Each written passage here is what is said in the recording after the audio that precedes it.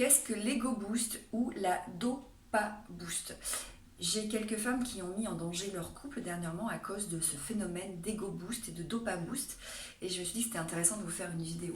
Alors vous allez avoir certaines personnes qui, parce qu'elles s'ennuient, parce qu'elles vivent un vide sidéral, peut-être par ennui, mais aussi parfois à cause de certaines pathologies, ou parce qu'elles ont besoin d'excitation ou de défi, vont rentrer en lien avec vous d'une manière ou d'une autre, que ce soit sur des réseaux sociaux, que ce soit sur des plateformes de rencontres, et vont entretenir un lien de discussion.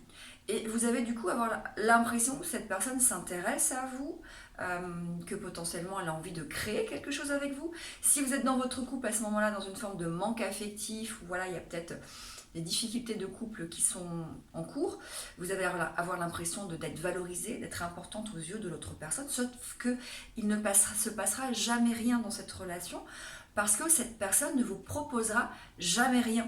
Elle ne passera jamais à l'acte. D'ailleurs, quand vous allez vous-même proposer des rendez-vous, vous verrez que cette personne va toujours trouver des excuses pour se débiner. Et dès qu'elle va trouver elle-même quelqu'un de sérieux pour elle, vous n'entendrez plus parler d'elle. Elle vous utilise, vous êtes tout simplement un objet utilitaire qui permet soit de booster l'ego, soit d'amener du shoot de dopamine. Booster l'ego, c'est quand vous avez en face de vous une personne qui à un moment donné se retrouve en dévalorisation ou qui a besoin tout simplement voilà, de se reconsidérer elle-même, et elle va utiliser l'extérieur, en l'occurrence des relations virtuelles, des liens virtuels, pour rebooster son ego, donner l'illusion d'être important, d'être aimé ou d'être séduisant.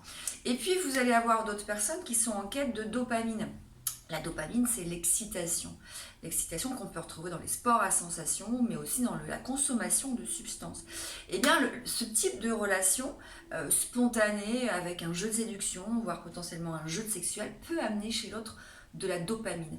Et donc, vous avez effectivement en face de vous des personnes qui ne cherchent rien d'autre que rebooster leur ego ou aller chercher des boosts de dopamine, des shoots de dopamine, pardon. Elles ne vous proposeront jamais rien. Vous allez y perdre du temps, c'est chronophage, c'est énergivore, et vous pouvez potentiellement mettre votre couple en danger. Donc essayez bien de repérer ces personnes, de mettre fin rapidement à la relation. Prenez soin de vous.